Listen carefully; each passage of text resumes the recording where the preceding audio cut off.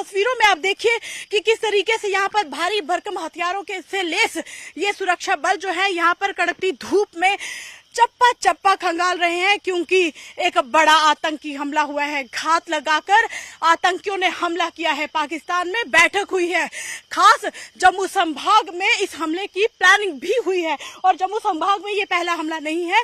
करीब 3 से 4 सालों से जम्मू राजौरी पुंछ में आतंकी घटनाएं लगातार बढ़ती जा रही हैं।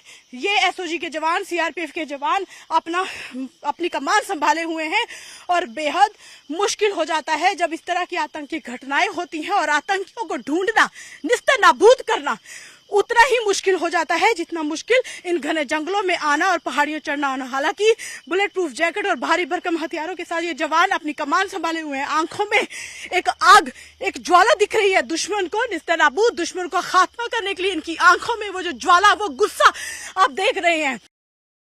मैं इस वक्त कठुआ के उसी इलाके में मौजूद हूं जहां घात लगा के कल आतंकवादियों ने सेना के काफिले को निशाना बनाया, जिसमें 5 जवान जो हैं वो शहीद हो गए। और ये 5 जवान उत्तराखंड के रहने वाले हैं, और लेकिन इनकी शहादत का बदला लेने के लिए सेना के जवान और सिक्योरिटी फोर्सेस लगी हुई है। आप देख सकते हैं कि अभी भी इस समूचे इलाके में गहन तलाशी अभियान जो है वो सिक्योरिटी फोर्सेस की तरफ से चलाया गया है। और इस बात को यकीनी बनाना है कि किस तरह का कोलेटरल डैमेज ना हो, इसीलिए बहुत ही एहतियातन इस ऑपरेशन को जो है आगे ले जाया जाएगा। जो सीनियर ऑफिशियल्स हैं सेना के, वो भी मौके पे पहुंच चुके हैं।